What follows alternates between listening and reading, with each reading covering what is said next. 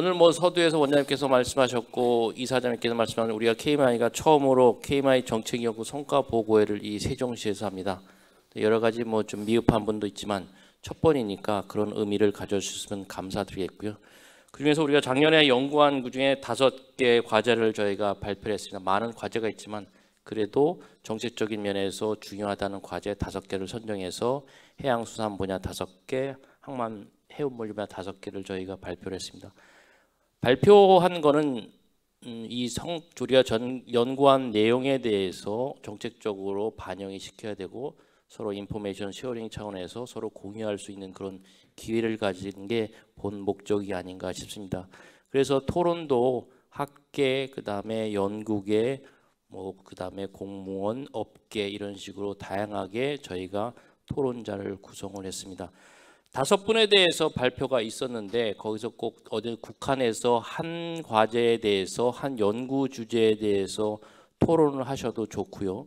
아마 그렇게 준비하셨을 것 같은데 그리고 또 듣는 과정에 있어 발표자들의 발표 내용을 들으면서 본인이 또 코멘트를 하실 내용이 생기셨으면 그런 거를 또 추가하셔서 이렇게 코멘트를 해주시면 감사하겠습니다.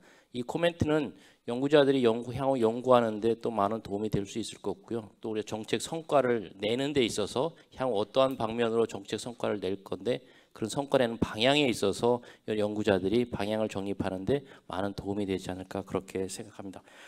오늘 주어진 시간이 그렇게 많지는 않습니다. 많지는 않아서 각 토론자분들께 부여해 드리는 시간은 한 10분 정도를 좀 드리도록 하겠습니다.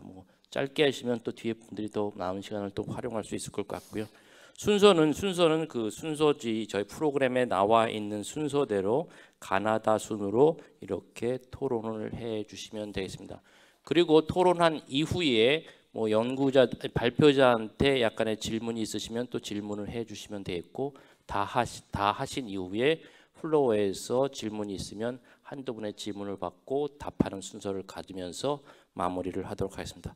우선 첫 번째 순서로 강지연 국립생태원 전임 연구위원님께서 토론해 주시겠습니다. 네, 안녕하세요. 반갑습니다. 저는 국립생태원 보호지역팀에서 근무하고 있는 강지연이라고 합니다. 우선 이렇게 KMI 정책연구 성과 보고에 이렇게 또 초대를 해주시고 이렇게 토론 기회를 주셔가지고 상당히 감사드립니다.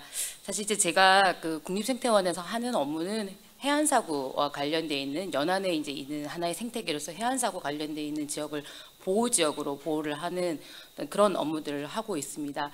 그러다 보니 사실은 이제 어떤 발표에 대해서는 일반인으로서의 좀 이런 관점에서 보기도 했었고요. 그래서 상당히 오늘 그래도 성과 보고에 다양한 형태의 연구 결과들을 좀 접할 수 있어서 저의 식견을 넓힐 수 있는 기회였다고 생각을 합니다. 제가 아까 말씀드렸던 것처럼 지금 저는 이제 해안사고 관련되는 업무를 진행을 하고 있고요. 그래서 사실 오늘 이제 발표를 해주신 내용 중에서 연안재해 대응을 위한 그린 인프라 구축 방안에 관련돼서 사실 조금 토론을 드리고자 합니다. 사실 이 과업의 내용 결과를 통해서 사실 제가 토론보다는 사실 상당히 많은 부분 제 연구에 대한 좀 시사점을 얻고 간다라는 생각이 듭니다. 이렇게 국립생태원 같은 경우는 주로 이제 조사와 연구를 기반으로 하는 이제 곳이라고 한다 그러면 이 KMI는 정책 연구를 하는 곳이기 때문에 저희 어떤 연구 결과들을 어떻게 정책적으로 좀 연결을 할 수 있을까라고 하는 부분에서 사실 시사점을 좀 많이 주셨던 것 같습니다. 사실 이제 이 과업의 어떤 중요성은 기존의 이제 다른 연구들하고는 조금 이제 결이 좀 다를 수가 있지만 사실 이제 우리나라 국가적으로도 그렇고 국제적으로도 그렇고 이런 기후 변화에 대응 관련되어 있는 이슈는 상당히 지금 중요한 이슈 중에 하나입니다. 그러다 보니 이런 기후 변화 대응 또는 해수면 변화의 대응에 대해서 상당히 이런 유연한 해안에 관련되어 있는 요구들이 되게 중요한 부분이라고 이제 생각이 드는데요. 기존에 있던 이제 그레이 연안 같은 경우가 그런 이제 유연성이 좀 줄어들어 있던 그런 해안이라고 한다면 사실 이런 그린 인프라와 같은 이런 해안들은 이렇게 해안의 역동성을 높여서 기후 변화에 대한 대응과 관련되어 있는 이제 중요한 부분이 될 수 있기 때문에 사실 상당히 중요한 연구이다라고 하는 부분과 그리고 이제 아까 이제 국가 계획을 여러 가지 이제 말씀해 주신 부분 중에서 탄소 중립이라든지 아니면 국가 기후 변화 기본 계획 부분과도 사실 상당히 이제 그런 관련성이 이제 높은 그런 지역이라고 할 수가 있겠습니다. 사실 그리고 이제 또 다른 이제 분야 중에서 이제 저희 같은 경우는 이제 환경부와 관련돼 있는 업무를 하면서 그 포스트 2020, 그러니까 이 기후 변화를 한 축으로 하고 이 생물 다양성 변화를 또 중요한 한 축이 있습니다. 이 생물 다양성을 한 축으로 하는 이 그 생물 다양성 협약에 최근에 이제 그 당사국 총회에서 포스트 2020 글로벌 바이오다이버시티 프레임워크라는 것들이 이제 만들어지면서 우리나라의 육상을 포함한 그다음에 해양의 30%를 보호 지역으로 이제 지정을 해야지 된다라고 하는 부분이 이제 공고로 이렇게 나와 있고요. 그리고 이 보호구역 지정 이외에도 2030년까지 훼손된 육지, 해양의 최소 30%를 복원을 해야지 된다, 복구를 해야지 된다라고 하는 부분에 대해서도 저희가 그 부분을 이행을 해야지 되는 부분들이 있습니다. 근데 이제 실제 저희가 그 이전에 이제 포스트 2020 이제 이전에 그 실제 지금 현재 보호적으로 지정되어 있는 곳에 수치를 살펴보게 되면 육상 같은 경우는 17.3% 그리고 해양 같은 경우는 약간 2.13% 사실 상당히 지금 미달되어 있는 그런 상태입니다. 그래서 앞으로 아마 이 부분이 저희가 이런 보호적 지정이나 이런 부분에 대해서도 많이 이렇게 이제 고민을 해야지 될 부분인데요. 이 본 연구에서 이제 말씀을 해주신 그 부분 중에서 사실 연안 그린 인프라의 어떤 현존량에 대한 평가를 이제 해주셨었는데요. 사실 그 연안 그린 인프라의 현존량이 이제 높은 지역들에 관련돼서 이런 그 해안 보호 구역의 어떤 일원으로서 뭐 통합을 시킨다든지 아니면 이런 보호 지역 내에 또 그 OECM이라고 하는 기타 효과적인 지역 기반의 보전 수단이라고 하는 어떤 또 다른 어떤 보호 지역의 형태가 있는데요. 이런 부분에 충분히 이제 반영이 가능한 어떤 부분이기 때문에 그 연구의 활용성도 높을 것으로 좀 생각이 됩니다. 사실은 이제 이 사회적 요구 부분도 뭐 국제적 요구라든지 아니면 국가적인 요구뿐만 아니라 중요할 거라는 생각이 듭니다. 이런 그 생태계 서비스적 개념에서 사실은 해안은 저희가 기존에 이제 이런 여러 가지 그 어업 관련되어 있는 그런 공급 서비스 이외에도 이제 조절 서비스, 오늘 이제 발표해 주신 조절 서비스에도 되게 중요한 역할을 하지만 이 문화 서비스와도 사실 상당히 관련성이 좀 많습니다. 그래서 아까 그 두 번째 이제 발표를 해 주신 그 우리나라 이제 연안에 대한 어떤 관광 트렌드 변화 이런 부분과도 사실은 이런 해안 생태계 서비스 개념이 여거와 어떤 관련이 있는가 하는 부분하고 중요한 좀 부분입니다. 사실 뭐 조금 그냥 가벼운 예로 제가 최근에 이제 그 해안 조사를 이렇게 다녀오면서 동해안의 맹방사구라는 곳을 다녀왔는데요. 그 맹방사구가 삼척 화력발전소 개발로 인해서 해안 침식이 상당히 지금 진행이 되고 있고 그 해안 침식을 방어하기 위해서 엄청나게 많은 그 그린 인프라들이 지금 이제 들어가고 있습니다. 그러니까 방파제가 만들어지고 이안제가 만들어지고 그다음에 그 이안제에 또 다른 침식을 막기 위해서 또 다른 뭐 이런 방파제들이 만들어지고 결국은 이 해안 전체를 그린 인프라로 지금 덮고 있어서 제가 사실 그 지역에서 상당히 불편함을 느끼고 왔는데요. 되게 아이러니하게 그 맹방해안이 또 어떤 걸로 되게 유명하냐면요. BTS의 그 앨범 자켓이 그쪽으로 촬영이 됨으로 인해서 상당히 많은 이런 젊은 사람들의 관광지로도 좀 알려져 있는 곳입니다. 그래서 그런 것들을 살펴보면서 우리가 이런 연안 이제 그린 인프라가 가지고 있는, 그러니까 우리가 기본적으로 사람들이 가지고 있는 어떤 연안에 대한 바램 아니면 왜냐면 그 BTS가 있는 그 해안이 사실은 그레이 인프라로 이렇게 깔려져 있는 곳이라면 아마 그 자켓 촬영이 진행되지 않았겠죠. 거기 상당히 아름다운 해안이 있었기 때문에 됐던 곳이어서 그게 또 이제 이게 연안 그린 인프라하고도 이제 연결될 수 있는 부분이라고 생각이 됩니다.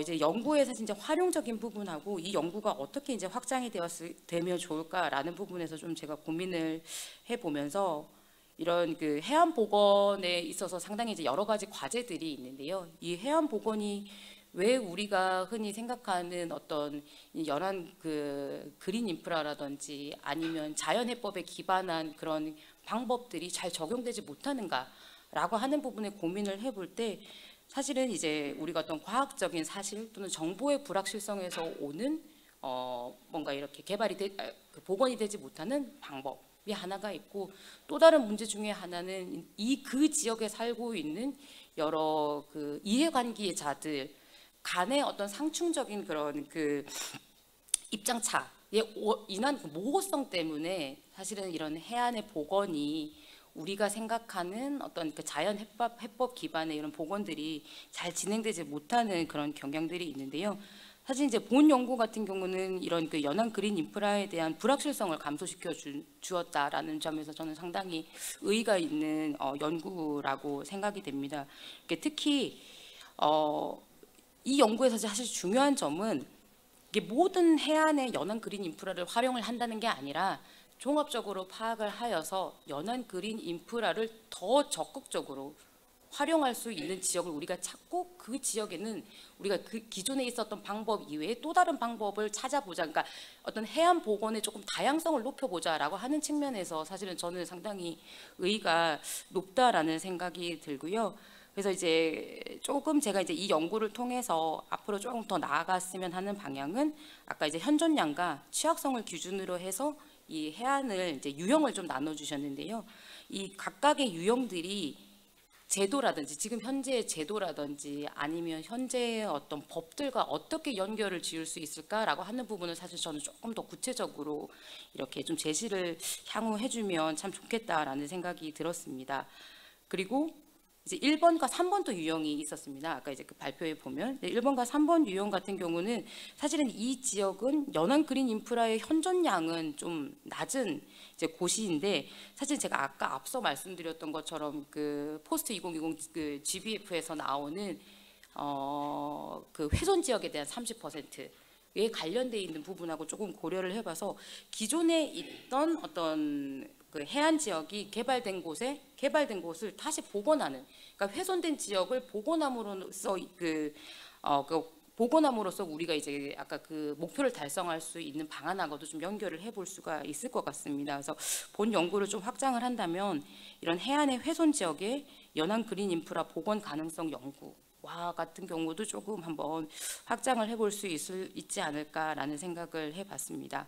그리고 이제 아까 방금 말씀드렸던 것처럼 이제 불확실성 문제를 줄여줬고, 다음에 이제 중요한 부분은 아까 모호성 관련돼 있는 부분입니다. 이제 이런 연안이나 아니면 해안에 관련 있는 여러 이런 이해관계자들이 가지고 있는 입장차를 어떻게 줄일 것인가 하는 부분인데, 사실은 그 부분은 이제 정책보다도 훨씬 더 아래 단계로 이제 나가는 부분인데, 제가 생각할 때는 정책 연구를 하시는 분들은 더 앞선 그 가장 아래쪽에 저변에 깔려있는 그 부분까지도 좀 고려를 하면서 이렇게 연구를 진행을 하면 좋지 않을까. 그래서 이런 모호성 감소를 위해서 어떤 연구들을 조금 더 진행을 할 수 있을까라고 하는 부분에 대한 노력들이 같이 이렇게 확장이 됐으면 좋겠습니다. 그러니까 예를 들어 일반인 교육이라든지 이런 부분하고 조금 관련이 있겠죠. 예. 그리고 이제 아까 이제 말씀드렸던 것처럼 조금 이제 마무리를 하자면, 사실 이제 이 연구를 통해서 저도 많은 시사점들을 얻고 이래서요. 저희가 이제 연구를 한 부분은 해안 사고의 어떤 관리 유형이라든지 어떤 사고의 어떤 복원 유형에 대해서도 저희도 연구를 좀 진행을 했었는데요. 이 오늘 연구 내용들과 함께 사실은 조금 이렇게 연구들을 연계를 해서 저희들의 연구도 좀 확장하고 싶다라고 하는 이런 그 강한 느낌을 좀 받았습니다. 오늘 이렇게 초대해 주셔서 상당히 감사드리고요. 연구가 향후 많은 이렇게 좋은 연구들이 이렇게 더 또 이렇게 발표나 이런 것들로 이렇게 전달이 되었으면 좋겠습니다. 네, 감사합니다. 네, 감사합니다. 첫 번째 코멘트를 잘해 주셔가지고 다음번 코멘트 하신 분들이 약간 좀 부담이 들 정도로 잘 해주셨고요.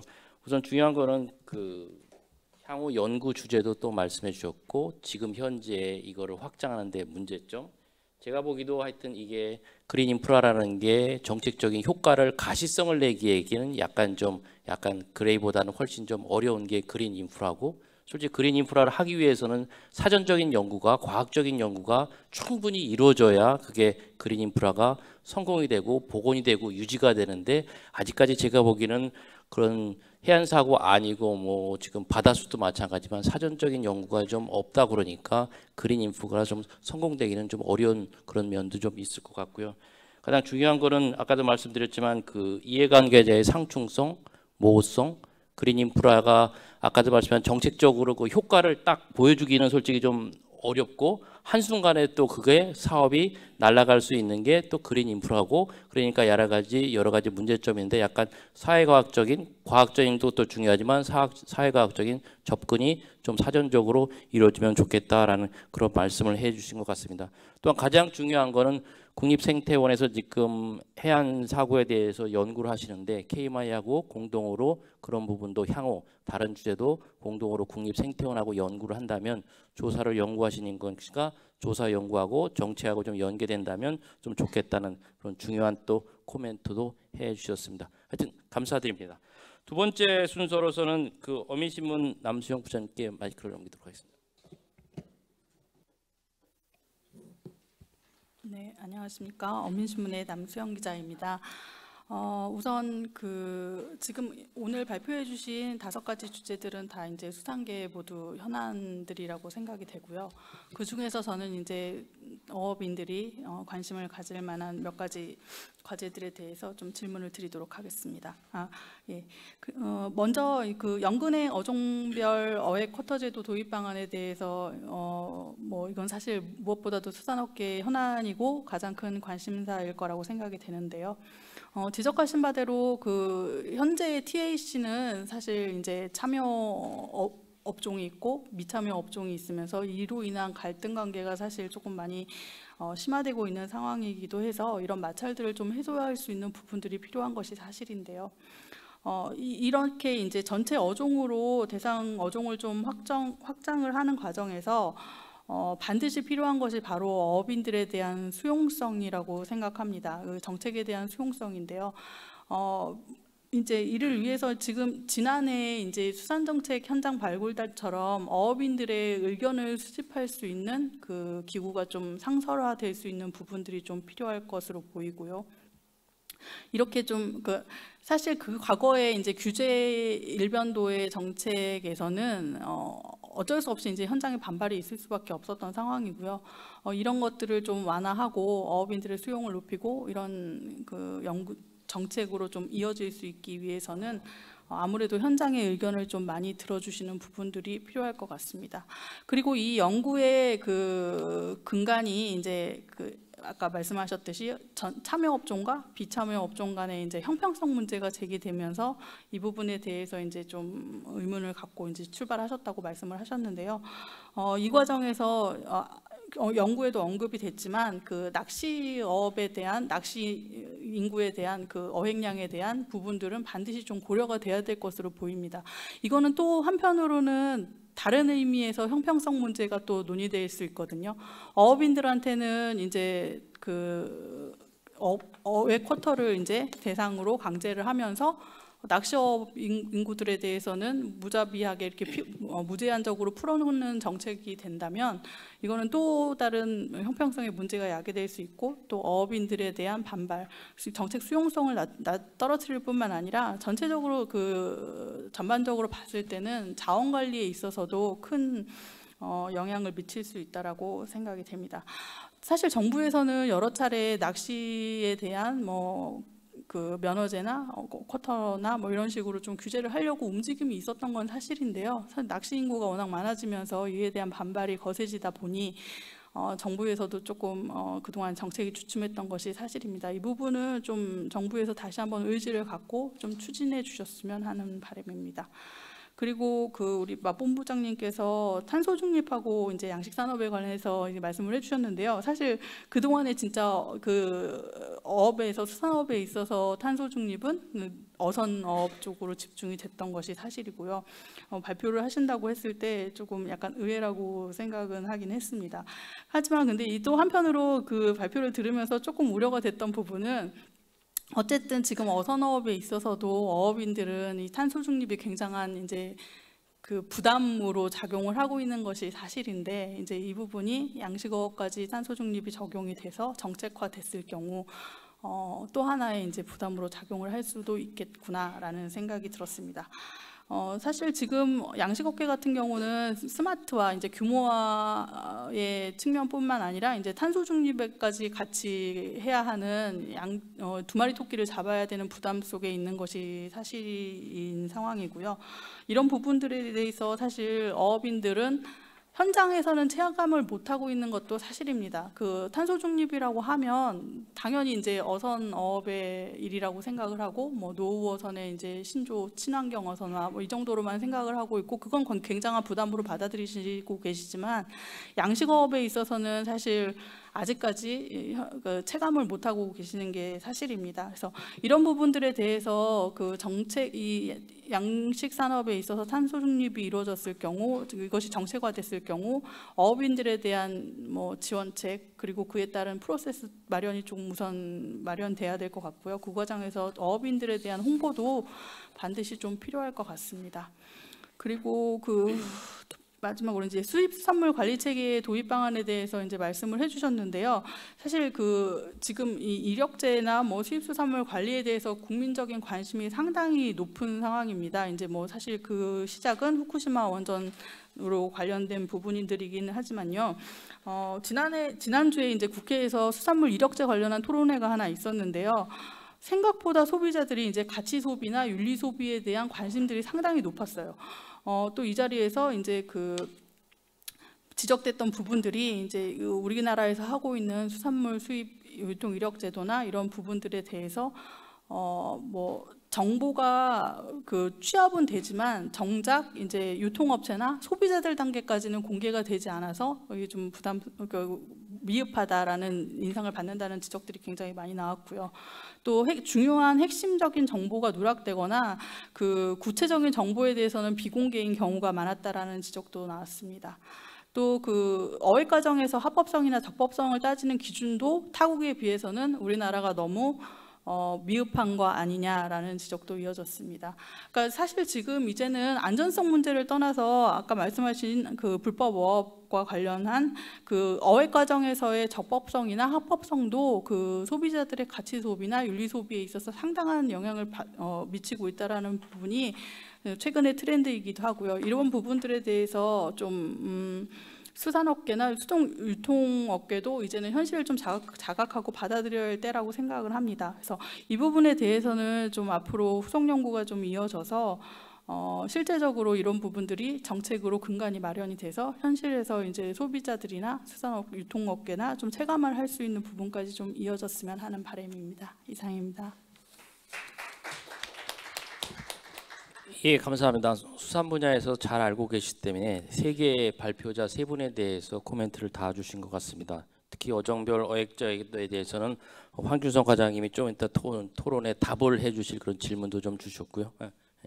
근데 우선은 TAC 제도의 어려움이 해소돼야 된다는 그런 말씀을 또 주셨고, 그다음에 정책에 대한 수용성. 문제는 솔직히 TAC 제도가 문제가 있는 건 아니죠. 제도가 문제가 있는 게 아니고 TAC를 운용하는 데 있어서 그게 문제점이 있는 거지, 기본적으로 TAC 제도 자체는 좋은 제도인데 운용하는 데 있어서 여러 가지 한계가 있다 보니까 지금에 있는 TAC 제도보다는 좀 더 어종별로 이렇게 확대해 나가는 그런 제도를 연구를 수행했는데, 그럼에도 불구하고 낚시에 대한 고려가 또 필요하고, 그다음에 이런 정책에 대한 수용성, 그다음에 또 어업인의 현장의 의견을 그냥 한 번에 받는 게 아니고 상설적으로 1년 내내 이렇게 어업인의 의견을 수렴할 수 있는 그런 시스템이 좀 구축이 되면 TAC의 어종별 TAC 정착하는데 좀 도움이 되겠다라는 말씀을 해주셨습니다.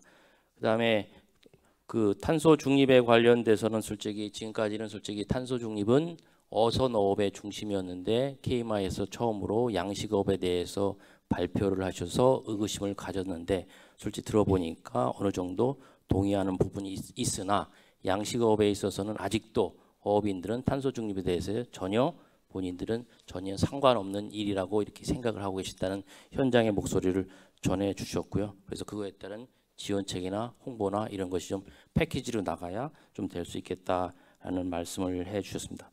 특히 수입산물 관련해서는 솔직히 뭐 아시다시피 소비자들이 가치 소비나 윤리 소비가 진짜 증대된 건 사실이고요. 그 중에 하나가 IUU업이 그 중에 하나가 될 수 있다는 그런 또 언급을 해줬고, 이런 것이 잘 정책을 하기 위해서는 후속적인 연구도 필요하다는 의견을 주셨습니다. 나중에 요 토론자의 의견에 시간이 있으시면 나중에 발표자들의 의견이 있으면 추후에 발표자들의 의견을 듣도록 하겠습니다. 다음은 부경대학교 남종호 교수님한테 마이크를 넘기도록 하겠습니다. 네, 안녕하세요. 부경대학교의 남종호입니다. 우선 KMI에서 기본과제 중심으로 정책 과제의 결과물을 이렇게 성과 공유할 수 있도록 이렇게 기회를 주셔서 너무 감사하고요. 또 학교에 있다 보면 실제 기본과제에 어떤 내용들이 있는지 저희가 또 다 읽지를 못하기 때문에 중요한 내용들을 놓치고 갈 수 있는데, 이런 기회를 주셔서 또 전체적으로 수산에서의 최근 이슈라든지 또 최근에 저희가 고민해야 될 다양한 문제들을 또 볼 수 있어서 정말 감사한 기회였습니다. 저 개인적으로 저는 처음에 이제 이 회의 올 때에 우선 저 연근에 어종별 의학허타 제도 도입 방안에 대해서 좀 집중적으로 좀 토론을 해달라고 해서 이 부분에 대해서 좀 제가 말씀드리도록 하겠습니다. 사실 TC 제도는 1999년부터 해서 25년간 진행되어 왔습니다. 그리고 연구는 그 전에 우리 다 윗세대인 선배들이 한 1970년, 80년대부터 실제 제도적인 연구를 해왔는데요. 앞서 우리 남수영 어민신문 부장님도 말씀해 주셨지만 이 TC 제도를 정착해 나가는 데는 상당한 많은 우여곡절이 있었습니다. 그리고 이것은 우리나라뿐만이 아니라 노르웨이 같은 경우에도 아직까지 ITQ 제도를 하지만 우리가 트랜스퍼러빌리티라고 하는 거래는 하지 못하고 있는 이런 부분들은 여전히 우리가 갖고 있는 숙제들인데, 최근에 다시 저 개인적으로는 이 어종별 의학허타 제도라는 제목으로 기본 과제를 하게 된 것이 상당히 의미가 있다고 생각합니다. 왜냐하면 저희가 한 25년 동안 우리나라는 TC라는 제도에 상당히 묶여 있었어요. TC 제도라는 것은 엄밀히 말하면 바다에 있는 수산 자원을 과학적으로 산정한다는 것이 TC고요. 산정된 결과물을 할당하지 않고 누구나 그 총 허용 의획량까지 의획한다라고 하는 것이 TC 제도의 기본적인 개념입니다. 그렇게 본다면 TC 제도는 올림픽 방식으로 누구나 다 가서 할당량만큼만 잡아버리면 되는 문제가 있는 그런 개념인데, 우리나라는 지금까지 25년 동안 TC 제도와 IQ 제도를 혼용해서 사용했던 거죠. 이런 측면에서 우리 KMI에서 이 TC나 ITQ란 말을 쓰지 않고 의학허타 제도라는 내용으로 다시 한 번 더 우리가 개념을 정립해주고 잡아주었다는 부분에서 이번 기본과제가 상당히 의미 있다고 저 개인적으로는 생각하고요. 저는 지금쯤이면 이제 의학허타 제도를 한번 고민해 볼 필요가 있다. 그러지만 여전히 우리에게는 산적한 여러 가지 과제가 있어서 좀 더 디테일하게 제도적인 방향을 중장기 로드맵을 세워서 갈 필요성이 있다고 생각합니다. 우선 제가 필요성 부분에 좀 말씀드리고 싶은데요. 그러면 왜 의학허타 제도를 도입해야 되느냐, 상당히 중요한 숙제거든요. 그러면 우리가 이것을 설득시킬 수 있느냐, 어업인들이나 정부나 기재부에. 저는 이제는 좀 가능하다고 생각합니다. 의학 데이터를 보면요, 제가 시간이 없어 다 말씀드리지 못하겠지만 실제적으로 자원량이 상당히 많이 감소했고요, 의획량도 상당히 많이 감소했습니다. 의획 노력량은 실질 의획 노력량이라고는 마력수는 2010년부터 상당히 또 증가해서 연안 같은 경우에는 마력수 증가가 한 3배 정도 늘었고요. 그리고 근해 같은 경우는 한 1.3배 정도 늘었습니다. 그리고 어가 인구가 계속 고령화되고 어가 인구가 감소되고 있고요. 그리고 외국인 어선 수가 상당히 증가하고 있습니다. 그리고 근해 어장이 상당히 축소되어서 한 20여 년 동안 한 21% 근해 어장들이 줄어들었습니다. 그리고 미성의액 비율이 우리나라 주요 어종들, 상업적 어종들에게 상당히 미성의액 비율이 높아져서 CR이 작은 상품들이 제가 양육돼서 판매되어지고 있는 상황입니다. 우리에게서 그러면 왜 의학허타 제도가 필요하냐? 업의 현실을 봤을 때는 또 다른 대안을 마련해야 할 시점이 되었다는 거죠. 그중에서 가장 심각한 문제는 의학 기술의 진보가 우리가 자원에 성장하는 성장률보다 훨씬 더 빠르다는 겁니다. 그렇다고 하면 인풋 컨트롤 시스템으로 과연 우리가 기존의 규제를 가지고 기존의 의획량을 유지시킬 수 있느냐? 그것은 불가능하다는 거죠. 왜냐하면 최근에 도입된 상당히 고도의 의획 기술들은 며칠 만에 우리나라의 의획량을 다 잡고도 남을 정도로 상당히 발전되어 있어요. 그렇기 때문에 향후에는 의학허타 제도라고 하는 총량 규제를 가지 않고서는 우리나라가 감당하기 어려울 거라는 것이 제 개인적인 생각이고요. 다음으로는 자원평가에 대한 기술이 상당히 많이 발전했다는 거죠. 그래서 이전에는 우리가 기본적인 우리나라의 수산과학원도 우리가 서플러스 프로덕션 메소드라고 하는 잉여 생산 모형에 좀 국한해서 우리가 분석을 했는데요. 최근에 들어서는 상당히 많은 기법을 가지고 자원량을 평가하고 있어서 자원평가의 기술도 고도화되었고요. 그리고 저희가 AI 기술이라든지 그리고 5G 기술이 발전하면서 모니터링 기술도 상당히 발전했습니다. 그래서 ITQ 제도나 어획 커터 제도 같은 경우에는 모니터링이 상당히 중요한데 이런 부분에 대한 기술적인 진보가 있어서 지금쯤이면 가능하다고 생각한다는 거죠. 그런데 과연 그러면 어획 커터 제도가 아니고 우리가 기존대로 이렇게 간다고 하면 무엇이 문제인가가 상당히 중요한데요. 최근에 들어와서 억가 상승이라는 것이 우리 피부로 다 느낍니다. 제가 최근에 갈치를 강알리에서 먹었는데 은갈치 대를 먹는데 1인당 8만 원짜리 먹었습니다. 갈치가 금갈치죠. 그런데 수산에서 억가가 상승하면 어떤 문제가 생기냐면요. 어업인들이 단기적으로는 생산고가 높아서 좋지만 장기적으로 봤을 때는요. 어업인들이 자원이 남획된 상태에서 더 많은 어획 노력량을 투입해서 자원을 고갈시킨다는 자원의 악순환을 가져올 수가 있습니다. 이 문제 때문에 우리가 고민해야 될 부분들은 현재 시점에서 억가가 높아져서 어업인들이 자기들 생산고가 높아가는 걸 기뻐할 수 없다는 거죠. 그러니까 중요한 것은 중장기적으로 자원을 지속적으로 유지해야 되는데 그런 부분에서 또 다른 전략이 있느냐, 그 전략은 현재로 봤을 때는 어획 커터 제도 외에는 없다고 저는 보는 상황입니다.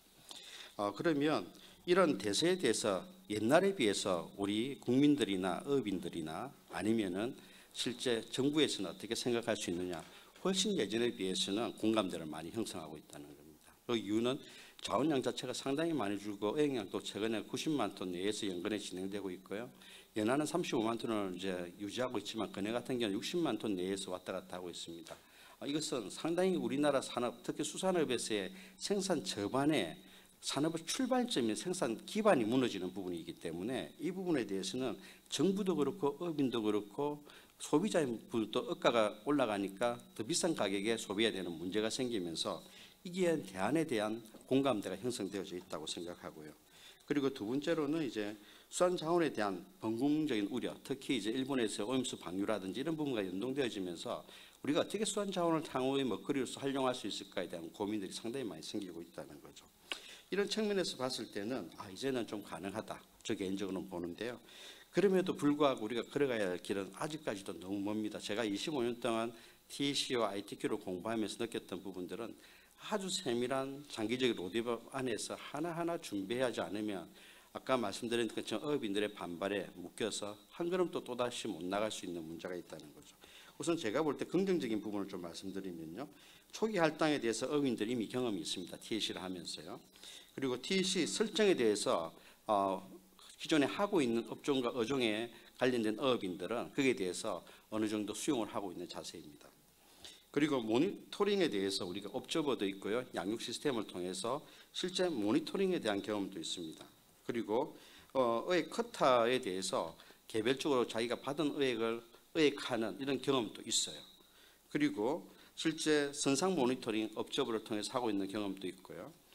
그 외에도 양육항을 설정해서 실제 잡은 것을 지정된 지정항에서 저희가 보고를 받고 있는 시스템들도 상당히 우리가 경험이 있습니다. 이 정도의 경험을 봤을 때 저는 한 50% 어획 커터 제도로 갈 수 있는 기본적인 어떤 베이스가 되어 있다고 생각하고요. 그러면 왜 우리가 50%가 남아있냐고 제가 말씀드리냐면요. 우선 우리가 자원평가를 할 때 해역별, 어종별 자원평가를 하지 못하고 있다는 거죠. 왜 어업인들은요. 자기가 잡는 그 어장에서의 자원량이 늘어나야지 자기가 자원을 관리합니다.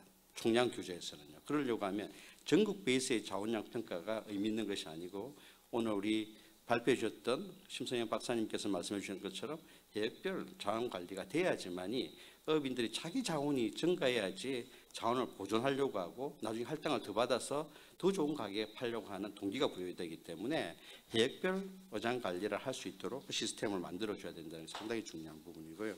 두 번째 모니터링 부분 우리가 충분히 할 수 있는데 뭐가 문제냐니까요. 고액과 부수액에 대한 우리 보고서에도 잘 담겨 있는데요. 고액과 부수액에 대한 모니터링 시스템이 부족하는 거죠. 만일에 목표한 어종 외에 우리가 타겟 어종이 아닌 비타겟 어종을 어획했을 때 어떻게 하면 대응할 거냐. 뉴질랜드 같은 경우에는 추정 가치를 해서 실제 자기가 목표한 어종보다도 10% 이상 잡으면 정부의 잡은 어종에 대해서 가치를 지불해야 돼요. 그걸 딤드 밸류라고 하는데요. 그리고 가치를 지불하고 시장에 팔 때는 그 딤드 밸류보다 조금 높게 받아요. 그러니까 수익은 남죠. 그런데 이게 고의적으로 한 20% 30%로 자기의 그 목표 어종에 대한 어획량보다 초과어획을 했을 경우에 딤드 밸류가 시장 가치보다 더 높아요. 상당히 많은 페널티를 주고 있죠. 그런데 그것을 버렸을 때는 라이선스 몰수라든지 그때 잡은 어획량 전체를 몰수하기 때문에 항상 디텍팅에 대한 우려가 항상 고민이 되는 업인들이죠. 이런 부분들이 있어서 그런 부분에 대한 좀 더 우리가 디테일한 어떤 시스템이 마련될 필요가 있다는 거고요. 그 다음에 제가 볼 때는 이제 전배 시스템.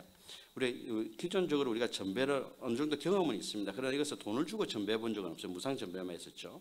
그래서 우리가 이 전배 시스템을 우리가 몇 년간 시범 사업을 하면서 업인들에게 실제 자기가 최근에 들어서 업인들이 고령화되면서 60대 이상의 업인들이 거의 63%예요.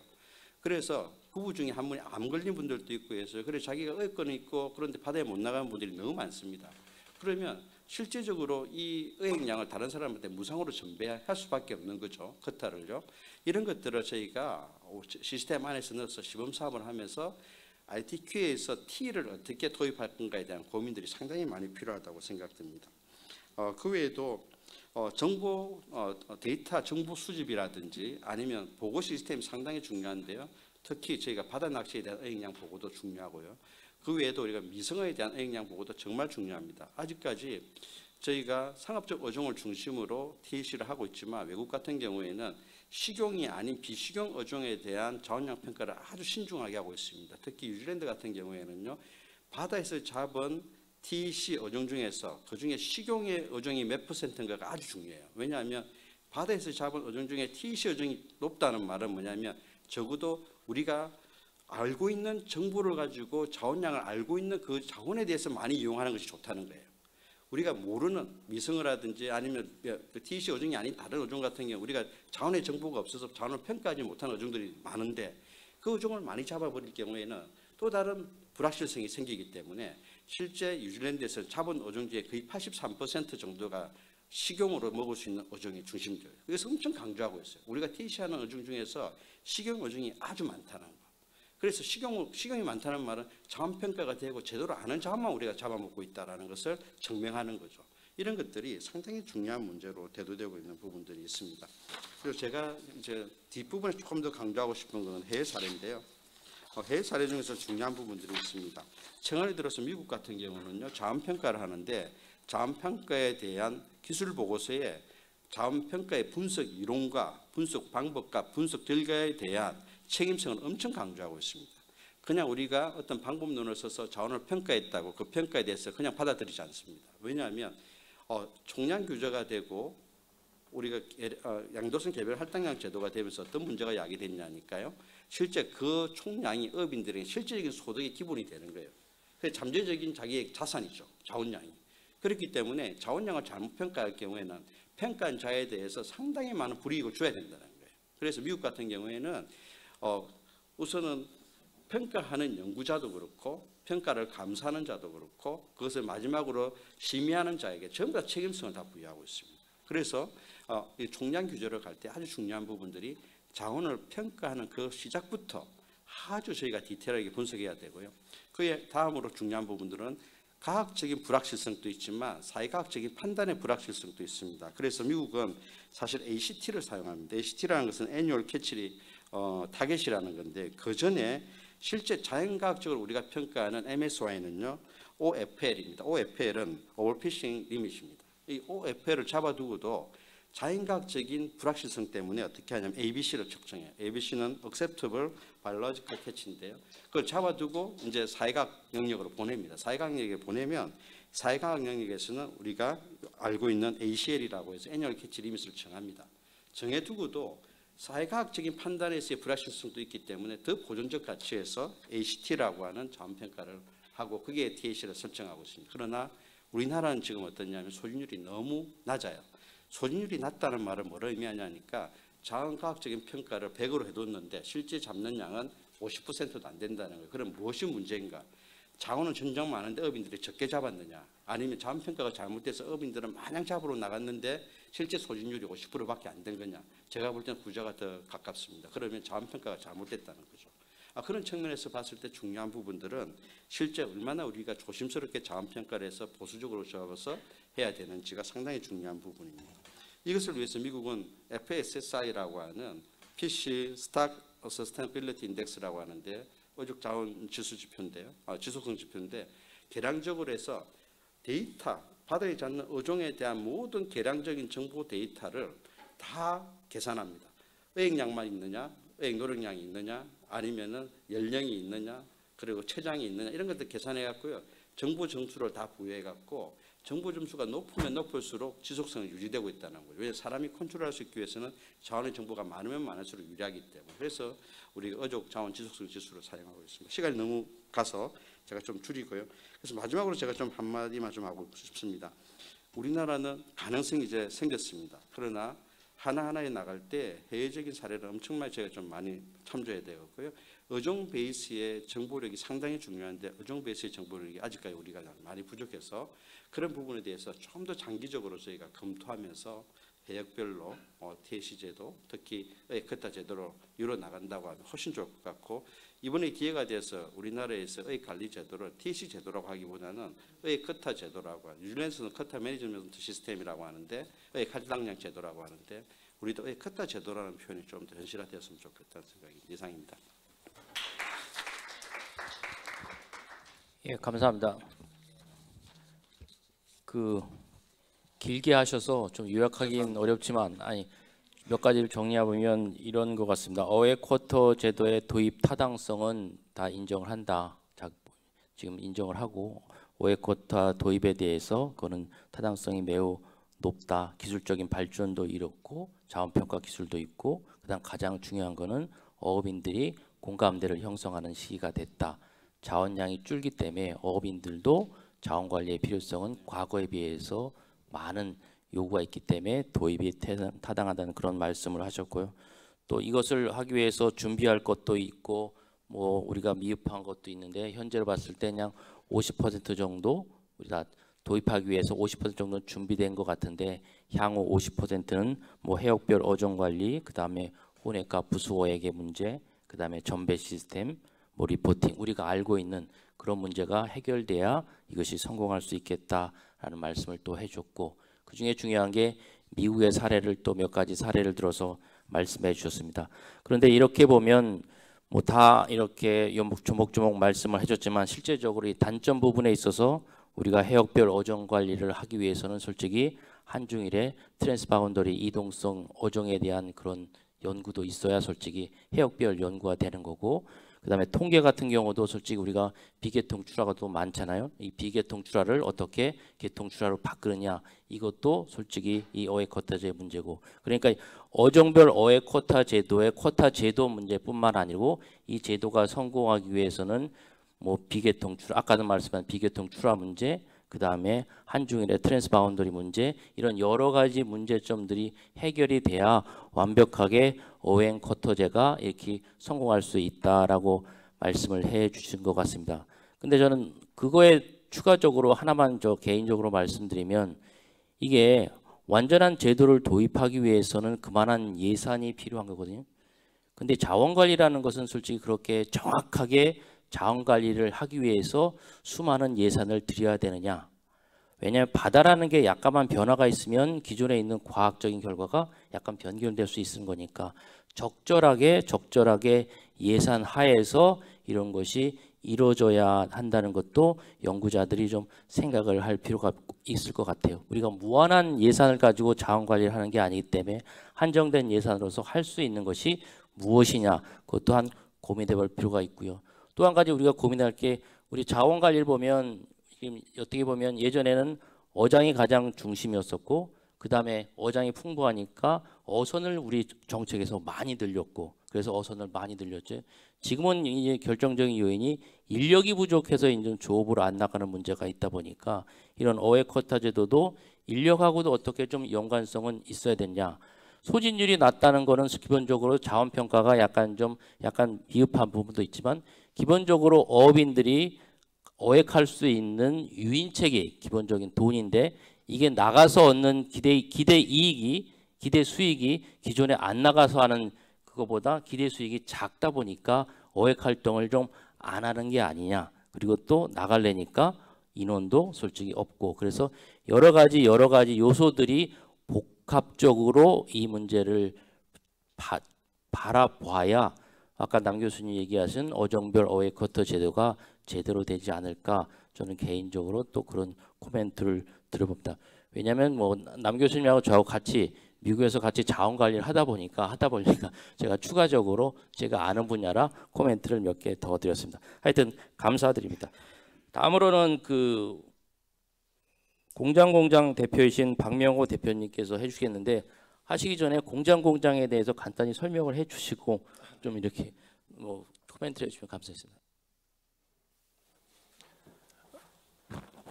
네, 안녕하세요. 저는 공장의 박명호라고 하고요. 저희는 뭐 궁금해하셔서 저희는 이제 전라남도 목포를 기반으로 이제 소도시 쪽에서 이런 유유 공간이나 또는 이런 해양 쪽에 있는 자원들을 사업화하는 영역으로 사업을 하고 있고, 요즘은 이제 저희가 하고 있는 일이 자체 사업들 말고 좀 다른 이런 소도시나 해양 쪽에 투자하는 쪽으로 많이 좀 전환을 했어요. 그래서 요즘은 이런 뭐 어묵이나 김 이쪽에도 많이 좀 관심을 가지면서 활동을 하고 있습니다.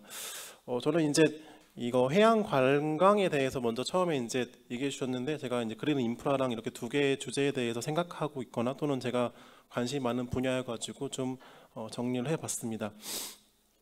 일단은 MZ세대 소비 트렌드에 대한 해양 관광 방안이었는데, 저는 이제 뭐 개인적인 의견이지만 MZ세대나 해양 관광 쪽 주제에는 확실히 이제 정부가 지원해 줄 것을 정의하거나 또는 규정하고, 그 외에는 최대한 창의력과 자율성을 좀 기반으로 운영될 수 있는 방향이 맞다고 생각을 해요. 그러니까 반대로 우리가 이제 공공이라고 하는 이런 특성에서 자꾸 해야 할 것을 규정하거나 정의할 때가 많은데, 반대로 이런 MZ세대나 관광 쪽은 하면 안 되는 것을 제한해야 하는 게 아닌가 저는 생각을 해요. 왜냐하면은 할 것을 공공이 정할수록 저희 또래 MZ세대나 또는 이거에 참여자분들이 싫어하거나 그들이 원하는 방향이 아니거나 그럴 수 있는 확률이 좀 높다고 생각을 하거든요. 그래서 뭐 해양관광 생태계 역시도 우리가 무엇을 지원할 것인지는 정의해야 하지만 목표 외의 과업은 민간 제한이나 수행이 맞다고 생각을 하고요. 뭐 장소 대안이나 뭐 이런 것도 있었는데, 저는 결국에는 그 분야는 공공이 민간이 뛰어들기 망설이는 분야를 지원하는 것이 맞는 방향이라고 생각을 해요. 그러니까 우리가 마치 민간이 잘하고 있는 일을 또 지원한다거나 그것을 또 무언가 한다는 것은 사실은 조금 다른 맥락일 수 있다고 생각을 하거든요. 그래서 뭐 대도시를 제외하고 지원을 해준다거나 또는 이런 어촌에 대한 것이나 섬이나 이런 분야에 대한 걸 조금 더 공공에서 관심을 갖는다거나 하는 부분인 거죠. 그리고 보조는 하더라도 자산이나 또는 그 기획이나 또는 프로젝트에 대한 소유권이나 자산은 인정을 해주고, 또 용역을 통한 시범 사업에 대한 접근을 조금 더 다양한 방면으로 해볼 수 있을 것 같고요. 그런 맥락으로 첫 번째로 제가 좀 생각했던 기업에 대한 고민인 것 같아요. 결국에는 이렇게 MZ세대들이 기존에 약간 낙후됐거나 또는 잘 알려지지 않은 곳에 은근히 또 관심이 많고, 또 그것이 트렌드이기도 하고요. 섬에 외국인 여행객들이 정말 많아요. 자원이 탁월한 곳에 매력을 느낀다는 것인데, 그런데 그런 곳일수록 현재 약간 지역이나 해양에 대해서 소비할 수 있는 프로그램이나 또는 그것을 만들어낼 수 있는 기업이나 민간에 대한 부분은 굉장히 부재한 상황인 거죠. 다 알고 계시겠지만. 그래서 이런 청년들이나 또는 해양세산 관광 쪽을 다룰수록 관련 기업이나 크리에이터들을 확보하거나 키워내는 것이 사실은 공공에서 해야 되는 일인 거죠. 왜냐하면은 그들이 잘할 것들을 사실 여기서 고민할 필요는 없는 것이고, 그래서 저는 어떻게 보면 이런 생각을 해요. 청년이나 또는 이런 뭔가 MZ세대 또는 해양 관광에 대한 접근이 곧 외국인을 위한 정책이랑 좀 맥락이 저는 다 있다고 생각을 해요. 그들을 직접 지원하지 않거든요. 그들을 데리고 올 수 있는 환경을 만드는 것이 공공의 약간 시선이라고 저는 보고 있어요. 그건 역시 저는 이 MZ세대나 관광에 대한 부분이라고 생각을 하고요. 그래서 만약에 청년들을 지원한다 또는 어떤 MZ세대의 해양 관광을 만든다라고 할 때 저는 지원이 아니라 인센티브를 고민해 봐야 된다고 생각을 해요.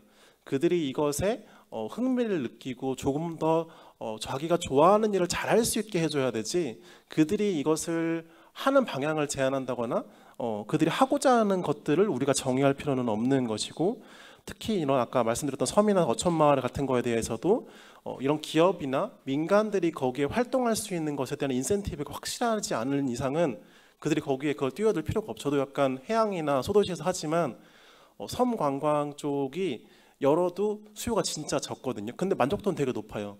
그렇기 때문에 이것은 좋지만 민간이 하지 않은 영역이기 때문에 공공이 해야 하는 일에 속하는 거죠. 두 번째로는 모든 걸 지금 다 하려고 하는, 이게 계획사는 그렇진 않겠지만 연구 볼 때는 약간 좀 다 써놨더라고요. 근데 저는 어쩌면은 이게 다 제한하는 게 맞는가 생각을 했어요. 모든 걸 다 하려다 보면 아무것도 밀지 못하는 일이 생기기 때문에 이 많은 이 청년 뭐 이런 해양 관광에 대한 정책 중에 과연 무엇을 밀 것인지에 대해서도 중점적인 고민이 저는 필요하다고 생각을 하고요. 그다음에 세 번째로 이제 마지막으로 이게 결국에는 저는 기존과 달라야 하는 어떤 기업이나 이런 이전에 대한 고민이 필요하다고 생각을 해요. 그래서 우리가 결국에는 당연히 기존에 있었던 정책을 이름이나 또는 해양이라고 하는 단어만 붙여가지고 할 것이 아니라 결국에는 슈퍼 해양 정책 같은 게 저는 필요하다고 생각을 해요. 이런 슈퍼 해양 관광 정책이라고 하는 것은 진짜 우리가 정말 특구를 지정하듯이 완벽하게 지원해주지 않는 이상은 저는 더 이상 우리의 해양 관광이나 또는 소도시, 섬 뭐 이쪽에 과연 단기간에 어떤 이슈나 또는 시장성이 있나에 대한 의문이 굉장히 강하거든요. 이미 모든 기업들은 대도시에 가 있고 그들은 돈 되는 수도권이나 뭔가 큰 시장만 주목하고 있기 때문에 여기서 얘기하는 일들 역시 관심이 있고 시장이 있지만 작아요. 그래서 저는 확실한 어떤 그 슈퍼 정책은 결국에는 아까 말씀드렸던 그런 부분들의 맥락이 있다고 생각을 했고요. 그 다음에 아까 그린 그 인프라에 대한 얘기가 있었는데 저 역시도 지금 소도시나 이런 쪽에서 이런 해양이나 또는 섬 관광하는 여행사를 운영하기도 하고 쓰레기 줍기 같은 사회공헌 활동도 제가 진행을 하기도 하고 어민들에 대한 어떤 이런 지원이나 뭐 이런 전북, 김에 대한 이런 부분의 산업에 대한 지원까지 되게 폭넓게 하고 있는데 제가 이런 부분들을 이제 고민하다 보니까 결국에는 지금 그레이 인프라에 대한 문제가 굉장히 많이 현장에서도 나오고 있어요. 제가 가고도에 되게 자주 가는데 가고도의 방파제가 아시겠지만 태풍 때마다 무너지고 정말 몇백억을 계속 써도 지금 그 문제를 해결할 수 없는데 사실은 그게 위치를 잘못 잡은 것도 있고 거기에 있던 걸 없앤 다음에 잘못 잡았다는 걸 다 알고 있음에도 불구하고 우리는 그 문제를 자꾸 그 시멘트를 채워가지고 하려고 하는 굉장히 관행적인 접근을 하고 있다고 생각을 해요. 그리고 해변을 없앤 다음에 후회하고 있는 요즘 지역도 굉장히 많아요. 과거에는 필요하니까 해변을 없앴는데 이게 과연 없애는 게 맞았는지에 대한 고민이 굉장히 지역에서도 많이 있고 근데 이거에 대한 좀 근본적인 좀 접근을 해야 되는 게 뭐냐면은 이게 지역과 주민들에게 결국에는 이 그레이 인프라나 그린 인프라가 그 어떤 이익으로도 다가오지 않기 때문에 그들의 관심사가 바뀌기도 하고 또는 그들이 이미 엄청난 고령화가 되었기 때문에 그들에게는 사실은 이 문제가 현실적인 문제와 관련이 없어요. 본인이 살아가거나 본인의 현장 문제와 전혀 관련이 없는 상황인 게 굉장히 많아요. 그래서 저는 결국에는 그린 인프라라고 하는 것 자체는 곧 이런 주민이나 또는 이 그린 인프라를 통해서 돈을 버는 사람들을 만드는 걸로 가는 게 너무 당연한 일로 가야 된다고 생각을 해요.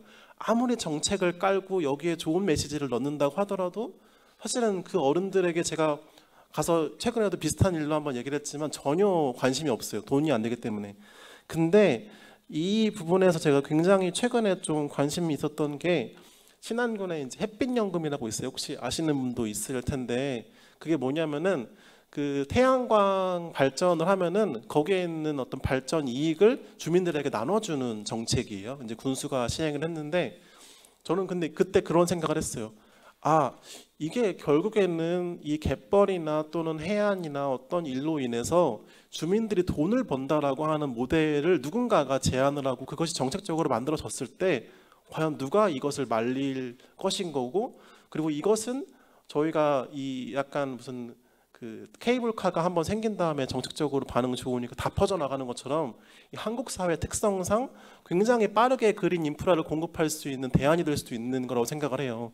그래서 결국에는 이 주민들이 혜택을 받는 모델을 만들어야 하고 그것이 결국에는 기업이나 또는 어떤 정책적인 접근으로 굉장히 갈 수 있는 되게 좋은 방식이라고 생각을 했어요. 그래서 저는 이게 두 가지의 단계로 갈 수 있다고 생각을 해요. 첫 번째는 기업을 통한 이 발굴인 거죠. 그들이 이 그린 인프라라고 하는 것을 통해서 사업을 하고 그 주민들에게 일정 기여할 수 있는 모델을 만들거나 또는 공공이 이 그린 인프라를 통해서 만드는 수익을 주민들에게 나눠줄 수 있는 모델을 만드는 게 첫 번째인 거고, 두 번째는 저는 약간 콘텐츠적인 접근이 필요하다고 생각해요. 왜 약간 콘텐츠 얘기를 하냐면은 한국이 뭐 요즘 뭐 이런 OTT도 굉장히 많이 등장을 하고 뭐 섬총사나 삼시세끼 같은 것들도 막 섬에서 찍었잖아요. 근데 이 그린 인프라가 굉장히 비슷한 면이 있어요.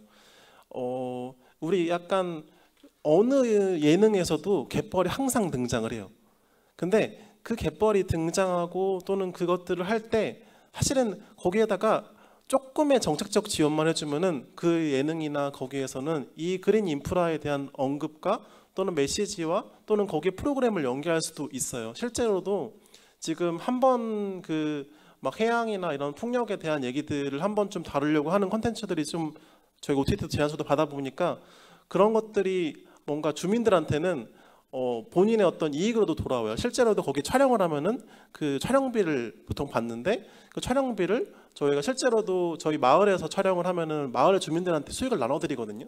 그러면은 그런 부분들이 생각보다 그들이 이런 쪽으로 접근하기 굉장히 좋은 또 다른 또 창구가 될 수 있기 때문에 단순히 막 이거를 뭐 우리가 할 수 있다가 아니라 이 그린 인프라를 이런 콘텐츠나 어떤 이런 홍보 인프라로서도 오픈을 충분히 해서 제안을 오히려 공공에서 하는 거죠. 이런 해외 약간 방송이나 또는 우리나라의 방송들도 여기 오실 수 있는 경로로 활동할 수 있다면은 저는 어쩌면은 시장성도 괜찮고 이 부분에 대한 인식도 좋아지지 않을까 생각을 하면서 이야기를 드렸습니다. 감사합니다. 예, 우리가 생각할 수 없는 연구자들이 생각할 수 없는 그런 면을 좀 건드려 주셨고요. 실질적으로 이게 그린 인프라나 그다음 해양 관광이 임플리멘테이션 되기 위해서는 현장은 이렇다 그런 말씀을 해주셨습니다. 특히 하면 안 되는 것을 이게 뭐 하라고 그러지 말고 안 되는 것만 정하는 게 MZ 세대의 특성이다. 우리가 규제에서 포지티브, 네거티브 방식이 있듯이 그런 식으로 하는 게 좋겠다는 말씀을 하셨고요.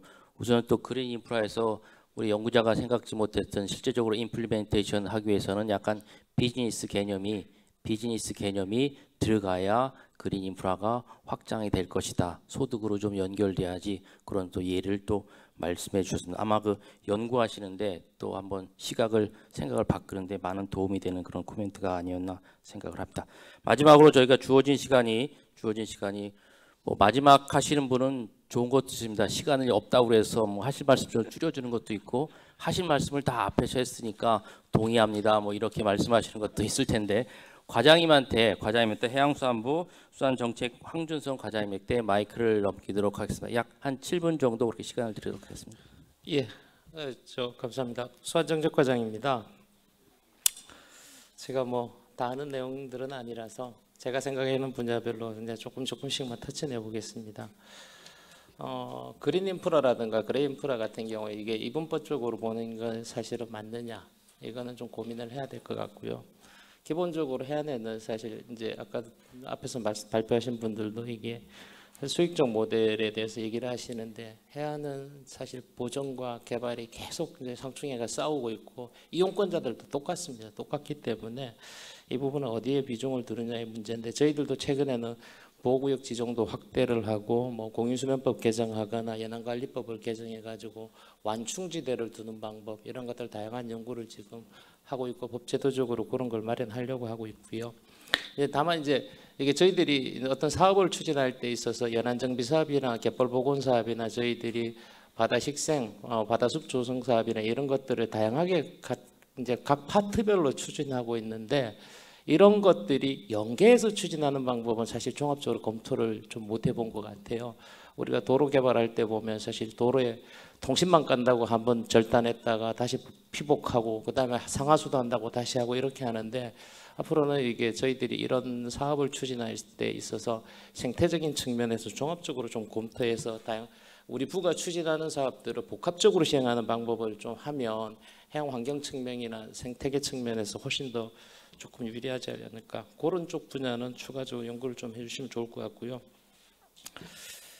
해양 관광 측면에서는 저희들도 뭐 해양권 관광 해양권 이제 관광 종합 대책이라든가 이런 걸 많이 마련하고 있는데 MZ 세대는 확실히 다를 것 같습니다. 특히 저희들이 공유수면법에서 바닷가 공유수면을 지금까지 각종 규제가 있던 것들 규제를 다 푸는 그런 사업을 추진하면서 들여다봤던 게 양양을 봤는데 양양이 서핑 하나로 도시 전체를 다 바꾸는 걸 보면서 이게 과연 정부가 대규모 인프라를 지어줘서 이렇게 바꿀 수 있는 건지 아니면 사람들이 놀 수 있는 자리를 만들어줘서 이렇게 할 수 있는 건지는 확실히 다른 것 같습니다. 그래서 저희들이 이번에 공유수면법 전면 개정하면서 그 해양권들의 특성에 따른 제2, 제3의 양양과 같은 모델을 좀 만들 수 있도록 하는데 이것도 지금 해양관광 측면과 어촌계 측면이 조금 다르게 검토가 되는 것 같아요. 사실 해양 쪽은 다 어촌계인데 어촌계는 어촌계대로 움직이고 해양관광은 관광대로 움직이고 있어서 저희 최근에 이제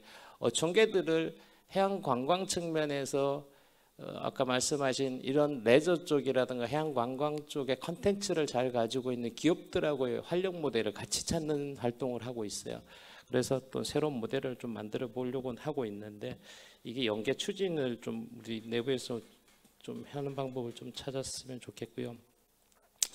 어종보역 오해쿼터 제도는 저희들도 뭐 산출량 중심으로 모든 어업과 관련된 규제들을 다 바꾸려고 하고 있는데 말씀하신 것처럼 이게 제도화되기까지 저희들이 가져가야 될 지금 과제들이 정말 많습니다. 지금 일단은 자원량 평가 부분부터 있고요. 특히 자원량이 어종별 자원량이 지금 현재까지는 우리 워낙 약하기 때문에 TAC에 대해서 굉장히 공격을 많이 받고 있고 또 저희들이 한중일 같은 경우에 사실 연안에 같이 뭐 서식하는 어종들은 회유성 어종들이라서 이게 맞는 자원량 평가가 이게 맞느냐라는 공격을 워낙 많이 받기 때문에 저희들이 사실 이 자원량에 대한 평가, 그 다음에 관리 시스템, 그 다음에 양육항 지정이라든가 지금 현재 3M 이제 민간이 거래하는 거 규제 방법까지 저희들이 해결해야 될 부분은 되게 많은데 일단 저희들도 정책 목표는 산출량 중심으로 바꾸기로 했고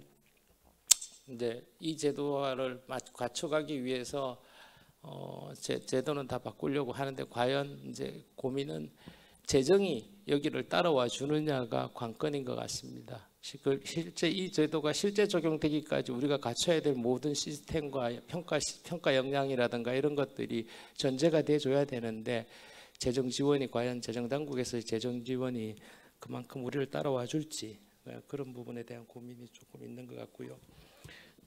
양식산업 대응 전략 우리 차무부 부장이 해주셨는데 탄소 중립에 있어서 사실 양식 분야도 큰 고민입니다. 일단 전기를 많이 쓰는 업종이고 사료가 또 많이 쓰기 때문에 사료라든가 이런 것들이 결국은 탄소 중립에 대해서 있어서는 위의 요인이고 특히 전기료 같은 경우에는 양식 산업 자체의 어떤 생존을 이제 위협하고 있는 상황이라서 그래서 저희들도 이제 고민이 에너지 제로의 시설을 중심으로 한 육상 양식 단지라든가 단지화 개념이라든가 에너지 넷제로 방식이라든가 이런 것들을 지금 현재 고민을 하고 있고요. 그 다음에는 양식 같은 경우 굴 폐각에 CO2 이제 탄소를 저장하고 있기 때문에 개들을 탄소 이제 시장 격리하면 개들이 배출권을 가질 수 있는 제도화를 우리가 좀 더 연구를 해서 그걸로 인해서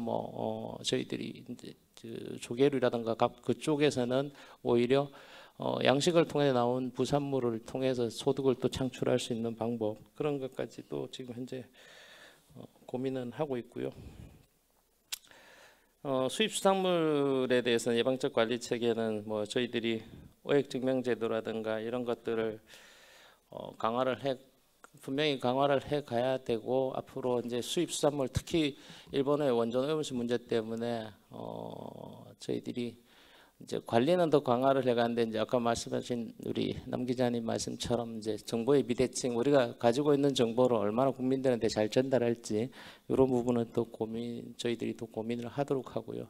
반대로 이제 아유유업 같은 경우에 사실 이게 우리 수입 수산물만 문제가 아니고 앞으로 수출을 할 때 과연 수출 이제 거꾸로 이 문제가 이제 요즘은 국제 이제 통상협약 자체가 이게 미국 같은 경우에 지금 저희들도 CPTPP라든가 이런 쪽에서는 노동이라든가 환경 챕터에서 우리나라 어업이 불법업을 하지 않았는 걸 입증을 해야 되기 때문에 거꾸로 뭐 수출도 문제고 수입도 문제지만 이것도 결국엔 시스템적인 문제인데 이게 국가가 일정 부분 시스템을 뭐 보급을 하고 하더라도 그걸 유지하고 운영하는 건 또 결국은 어업인의 부담인데 과연 우리 이게 수산물에 이제 저희들도 고민이 수산물에 대해서 그런 제도들이 많아지면 결국은 수산물의 거래 단가가 가치가 높아져야 되는데 우리 국민들이 그만큼의 거래 단가를 다 지불하면서도 우리 수산물을 이용할 이게 소비가 전이돼 버리면 결국 문제가 또 생기기 때문에 그 한계점을 어디까지 가져가야 될지가 굉장히 고민인 것 같습니다. 예. 간단하게 이렇게 마치겠습니다. 예, 5개 주제에 대해서 전반적으로 코멘트를 다 해주셨으면 감사합니다. 그 과장님 일목요연하게 간단 말씀 주셔서 과장님 말씀하신 거의 요약은 좀 생략하는 거로 하고요. 그다음에 저희가 주어진 시간이 거의 다 됐습니다. 좌장의 가장 비공식 업무 중에 가장 중요한 게 시간을 맞추는 겁니다. 그래서 저희가 30분까지 맞추는 건데 거의 시간은 다 됐고요. 그래서 오늘 이 자리가 우리가 첫 번째 KMI가 하는 첫 번째 성과 보고회입니다. 그래서 여러 가지 뭐 미흡한 점도 있겠지만 그렇게 좀 첫 번째라는 것을 좀 인식해 주셨고 다음번에는 좀 더 좋은 연구 결과와 성과를 가지고 여러분들한테 다시 찾아뵙겠다는 말씀을 드리고요. 그리고 또 오늘 또 중요한 거는 국립생태연구원도 해안 사고 말씀해 주셨는데 뭐 그린 인프라의 그런 구체적인 사례를 국립생태원하고 또 후속 연구를 또 할 수 있는 그런 기회를 주셨으니까 뭐 아주 좋은 기회가 아니었나 싶습니다. 그럼 특별한 의견이 플로어에서 없으실 것 같은데 그럼 이곳으로서 그 2023년 KMA 정책연구 성과 보고회를 마치도록 하겠습니다. 발표 발언과 토론 점수까지 감사드립니다. 예.